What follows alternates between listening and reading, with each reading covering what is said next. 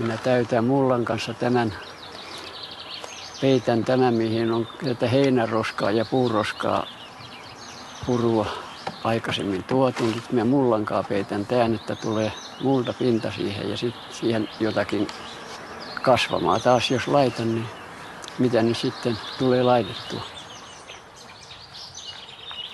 Mitä nyt sitten sattuu mieleen johtumaan enimmäkseen kukkasia, nyt arvelin, että laitan, että on vähän silmäniloa jälkeen jääneille.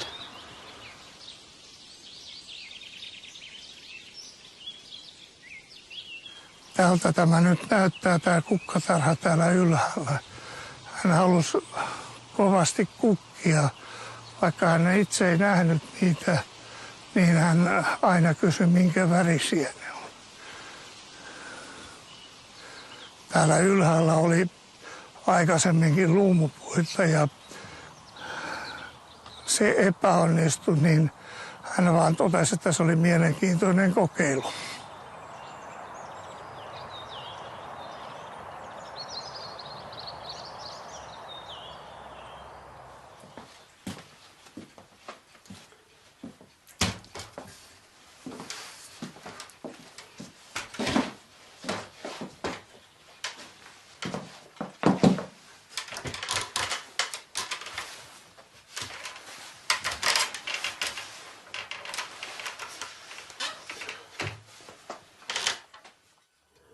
Minä rakensin tämän parvekkeen sitä varten, että tämä on lisähuoneena minulla samalla. Ja sitten se on varastopaikkana. Ja sitten näihin tolppiin minä laitoin vannekiskot tuonne sisälle, jolla se on kiinnitetty ylös. Lujasti kiinni vahvoilla täkkipulteilla. Ja rottingista laitoin nämä reunasuojat, että minä täältä putoa ja eikä siitä ole niin laatikon näköinenkään, kun se on tällä tavalla laitettu. Ja täällä minä sitten vietän vapaa-aikani ja lepoaikani ja sitten kuuntelen, mulla on täällä ratiot ja nauhurit ja niiden kanssa vietän ajan sitten ja nukahtelen sitten, kun se aika aina koittaa. Kaseteissa on hierontaan ja tieteeseen liittyviä aiheita. 2007 hän sai Mensan palkinnon, että harva kouluja käymätön saa Mensan palkinnon. Mitä hän näitä kirjoja luki, niin kaikki piti olla niin kuin tietopohjasta.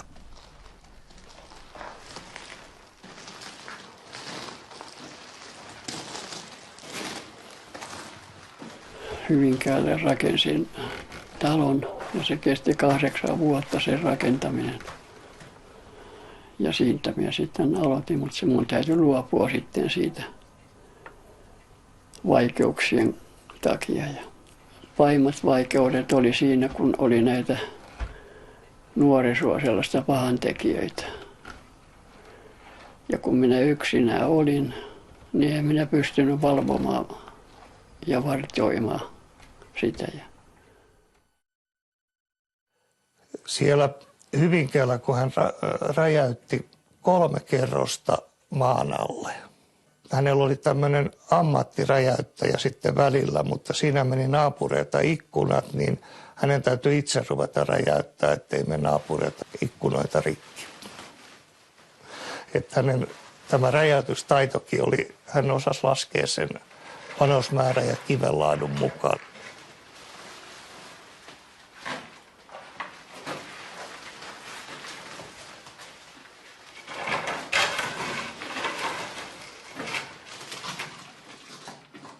Mun enoni sairaalassa viimeinä hetkinä sanoi sitten, että dynamiitti on tietyssä piilossa, mutta siihen et koske ennen kuin hän on lähtenyt täältä pois, kun nimismies ei hänelle enää dynamiittia. He nauroi hänelle, kun hän yritti saada dynamiittilupaa jo 10 vuotta sitten, niin että varovaisesti otat, että siellä on nallit samassa ämpärissä.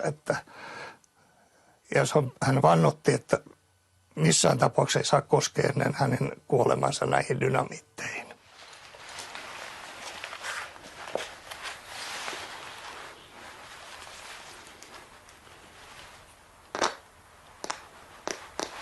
Hyvä. Hyvä. Virta kiertää.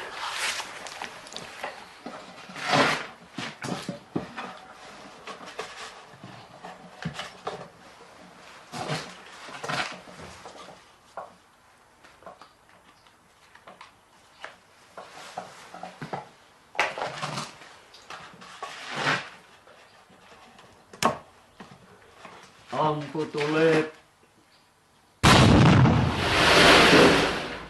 Loppu. Mitäs se on siitä aikaa saanut?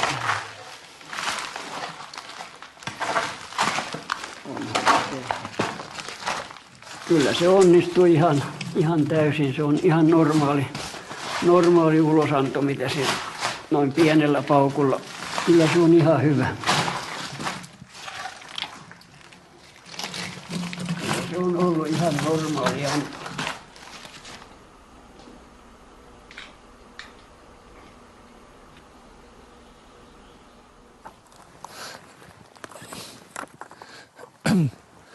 Tässä on räjäytystyön tuloksia luolasta, mutta tästä on suurin osa mennyt muihin rakennuksiin jo käyttötarkoitukseen, mutta hyvin pieni osa on enää jäljellä, mutta tällaisen ämpärillä kantoi nämä kaikki ulos sieltä. Tästä kasasta ovat naapurit hakeneet rakennuksen pohjamateriaaliksi. Tässä on vain pieni osa enää jäljellä.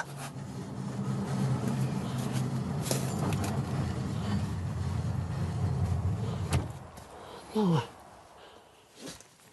Minä tässä laitan valon näytteen. Tämä on suurin osa täällä keskeneräistä vielä. Täällä seinälauoituksen olen tehnyt itse kokonaan kanssa. Kallion vuotaa. Vanha kallio, niin siellä on aina sellaisia rakoja, jotka vettä antavat. Tässä on se pukuhuone, tulee, jonne saa riisua vaatteella. Ja sitten kun saunomisaika on. Tässä on se sauna. Tässä on pesupuoli.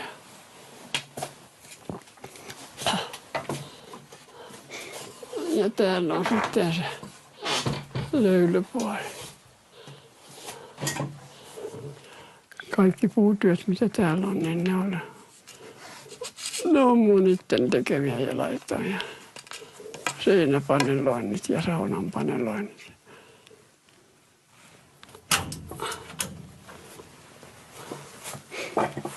No, siinä on kaivo. Tässäkin on vielä vähän tekemistä. Pitää tuo kynnys korottaa ja laittaa, ettei pesuvedet tule tänne kaivolle. Joo, se on täys vettä. Ja tässä on tää. Nää tekis vielä mieli vähän ampua tästä nää. Kyllä se tällaisnakin saa olla, jos ei jaksa tehdä enää. En usko, että sitä siitä kukaan muutkaan jatkaa. Joo. Kun tämä tuli näin suureksi tämä luola tehtyä, niin minä kirjoitin sellaiselle ohkaiselle kupaiselle levylle, että jälkeen jääneet sitten muistavat siitä.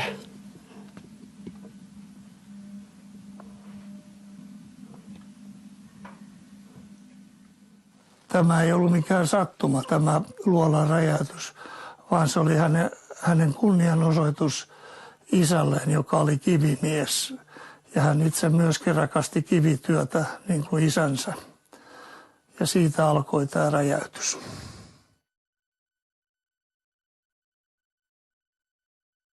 Viimeinen työ oli paneloida katot ja seinät tästä luolasta ja siihen se loppui sitten, kun aikakin loppui minun enoltani.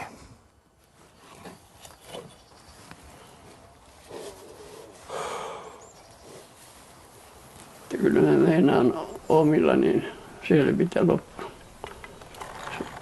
Sitten täytyy, jos ei itse enää kykene toivomaan, että menee jo niin heikoksi ajatuskyky, niin ne vievät sitten tietysti johonkin laitokseen. Mutta minä luulen, että ei mulla sitä sellaista tule. Ainakin vaikuttaa, että mieli on sellainen, että kyllä minä kaatuan sitten äkkiä sitten, kun se hetki tulee. Että. Ja silloin oikein aurinko paistaa. Nyt täytyy vähän huilata.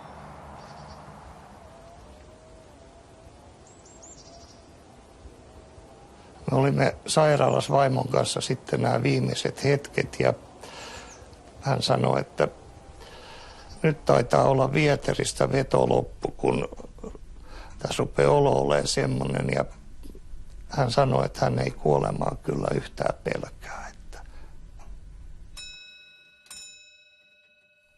Ja se lähtö, niin hän hiipui sitten ihan hiljaa, että hengitys vaan väheni ja väheni, mutta ei mitään tuskia silloin. Lääkäreiden mukaan se oli sellainen lähtö, kun hän elikin, eli hän lähti saappaat jalassa.